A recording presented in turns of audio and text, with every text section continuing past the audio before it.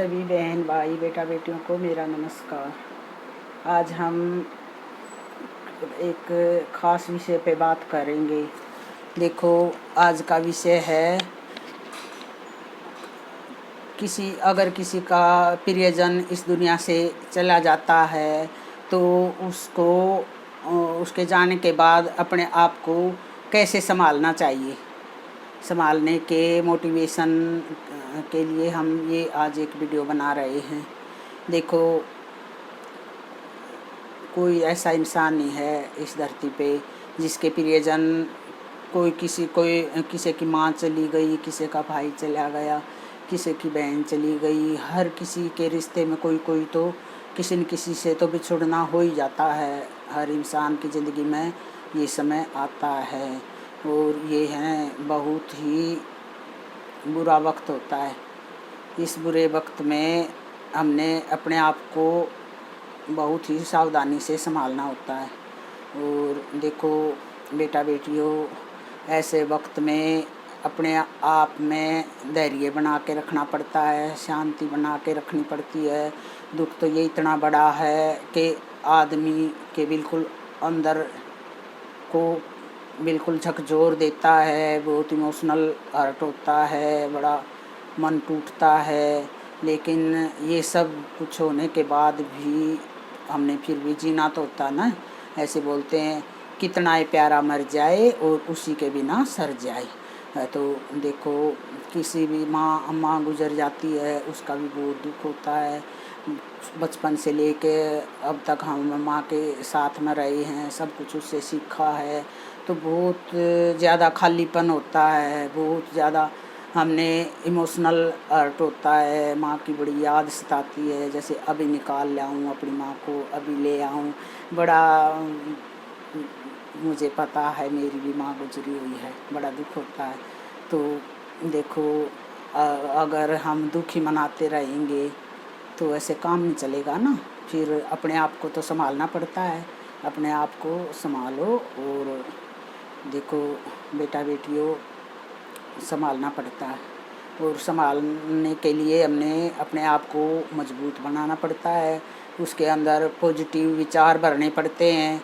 देखो, पॉजिटिव विचार ऐसे होते हैं, एक तो देखो ऐसे विचार होते हैं, नेगेटिव होते हैं वो विचार कि भाई कोई भी प्रियजन चला जाए तो कई तो ऐसे होते हैं कि ये सोचते हैं मैं तो इसके गेल ही मरूँगा। देखो, ये बहुत ज़्यादा अति हो जाती है भावनाओं की, बहुत ज़्यादा वो दुख की अति हो जाती है ना। ऐसा तब सोचता आदमी, लेकिन ये हमारी सोच सही नहीं है। कोई किसी के गेल आज तक गया नहीं है और कोई किसी के साथ आया नहीं है। ये इंसान बिल्कुल अकेला है। ये रिश्ते नाते जन्म लेने के बाद ही बने थे, वहाँ से तो हम अकेले आए हैं ना, और सब अकेले ही जाते हैं और अकेले ही जाएंगे। इसलिए थोड़ा सा धैर्य बना के अपने आप को संभालना चाहिए।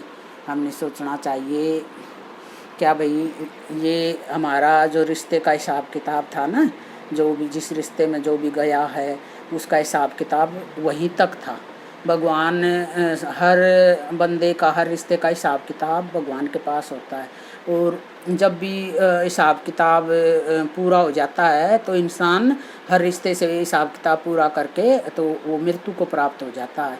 और यही जीवन की सच्चाई है कि जन्म और मृत्यु, ये दोनों एक कड़वे सच हैं।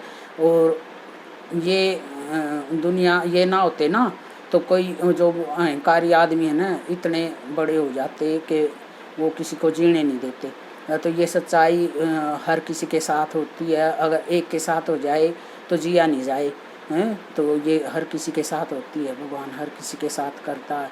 सबके माँ बाप टाइम पे गुजरते हैं और ज़िंदगी में बहुत कुछ देखना पड़ता है।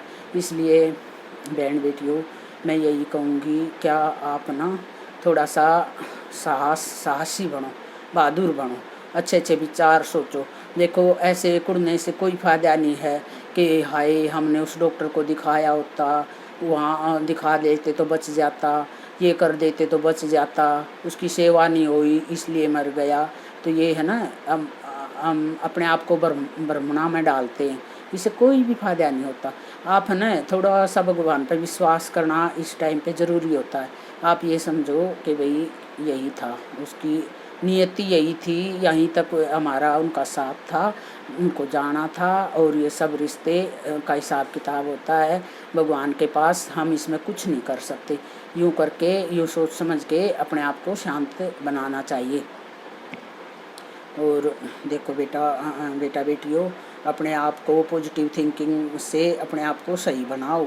और जाने वाले तो चले जाते हैं, और जो रहते हैं उनको तो ज़िंदगी जीना होता है, शरीर को भी सही करना होता है। और बोलते हैं जो दुख आने पर, दुख और सुख सभी इंसानों के हिस्से में आते हैं, सबकी ज़िंदगी में आते हैं, कोई एक के थोड़ा आता है। और कहते हैं जो लोग दुख में टूट जाते हैं वो बिखर जाते हैं, और जो लोग दुख में उभर जाते हैं, दुख से उभर जाते हैं, अपने आप को पॉजिटिव थिंकिंग से उभार लेते हैं, तो वो निखर जाते हैं। तो उनकी पर्सनैलिटी अलग ही निखर जाती है, और वो सब कहीं पर विजय प्राप्त कर लेता है। ऐसे इंसान बहुत अच्छे होते हैं जो दुखों से उभर के अपना आप को सही सलामत रखते हैं। तो हमने हर किसी ने यही कोशिश करनी चाहिए, जिसकी भी ज़िंदगी में दुख आया है तो वो दुखों से उभरना सीखो, दुखों से बिखरना नहीं सीखना चाहिए। ये आदमी की कमजोरियाँ होती हैं, इन कमजोरियाँ पे विजय प्राप्त करो। ये जीवन का दुख सुखों का युद्ध हमारे अंदर और बाहर, परिवार में और समाज में शुरू से चलता आ रहा है, और जब तक आदमी जीता है ना तब तक ये दुख और सुख का युद्ध चलता ही रहता है। तो ये है ना एक गेम की तरह होता है। हमने ना अपनी लाइफ को एक गेम की तरह समझना चाहिए कि भाई जो भी है, दुख है सुख है, थोड़ा सा भगवान पे छोड़ देना कि भगवान ये तो दुख सुख जो भी दिया, मैं तो ऐसे दुख भी सहन करूंगी और सुख भी सहन करूंगी। तो ऐसे सोच के हम अपना आप को सहज सरल बना लेते हैं ना, तो फिर बहुत सारी समस्याओं से बच जाते हैं। और फिर ज़्यादा डीप जाने से तो शरीर में बहुत सारी बीमारियां लग जाती हैं, बीपी लो होने लग जाता है। और आजकल तो हार्ट पेशेंट की बहुत तरह की बीमारियां हैं जो बहुत ज़्यादा चिंता करने से बनती हैं। तो इस चिंता से हमने बचना चाहिए। चिंता है ना, बोलते हैं चिता तो जला दे घड़ी में, और चिंता सारी उम्र जलाती रहती है। तो जितना हो सके हमने इस चिंता से बचना चाहिए, उभरना चाहिए। थोड़ा सा भगवान पे विश्वास करके हम अपने मन को थोड़ा सा परिवर्तन कर सकते हैं। इधर उधर की एक दूसरे को देख के कि भाई उसकी भी माँ नहीं है, तो कोई बात नहीं, उनकी भी तो चली गई, मेरी भी चली गई तो क्या बात हुई, ये तो दुनिया का भगवान का नियम है, मैंने ऐसे अपने आप को ना संभालना पड़ेगा, ये करेगा। अब दूसरा कोई भी कितने एडवाइस देता रहो, तब आदमी अंदर से संभलता है ना, तभी सही संभल पाता है, तभी निखर पाता। और अंदर से ऐसे नहीं संभलेगा, अच्छे अच्छे विचार नहीं भरेगा ना, तो बहुत ज़्यादा नुकसान हो जाता है, हमारे बहुत ज़्यादा बीमारियां बन जाती हैं, बहुत ज़्यादा नुकसान हो जाता है। तो अंदर से संभलना बहुत ज़रूरी है। और कई गांव में मैंने ये भी देखा है, वैसे तो वो ना सीधे भोले भाले इंसान होते हैं, कहते तो वो अच्छी भावना से हैं, लेकिन वो सही नहीं होता ऐसे बोलना।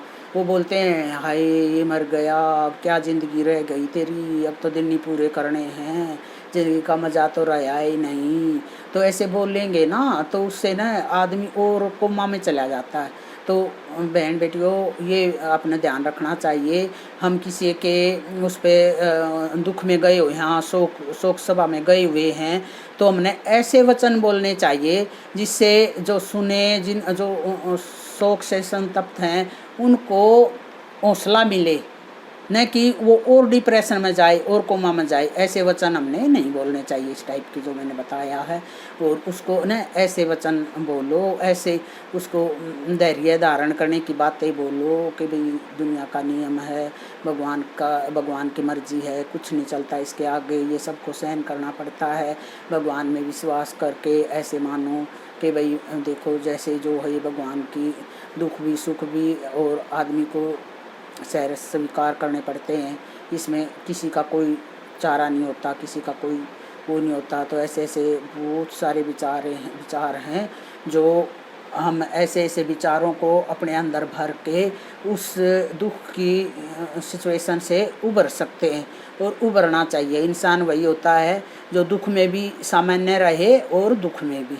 अब देखो जितने भी बड़े वो हैं लोग, नेता लोग हैं बहुत ज़्यादा, जैसे राजे महाराजा की कहानियाँ में भी दिखाते हैं, चाहे उनका कितना है भी प्रियजन मर जाते हैं फिर भी वो ना ऐसे बिलक बिलक के नहीं रोते। उनका रोने का भी एक तरीका होता है, थोड़ा सा रोते हैं। तो वो इसीलिए नहीं रोते कि वो अंदर बैठ के बेशक ज़्यादा रोते होंगे, खूब रोते हैं, लेकिन बाहर वो दुनिया को ये मोटिवेशन करना चाहते हैं कि भाई दुख में भी हम संभले हुए हैं। तो आम आदमी को भी ऐसे ही, जैसे किसी की माँ मर जाए, किसी का और कोई प्रियजन मर जाए, तो हमने संभलना चाहिए, न कि बिखरना चाहिए। बिखरना समझदारी नहीं है।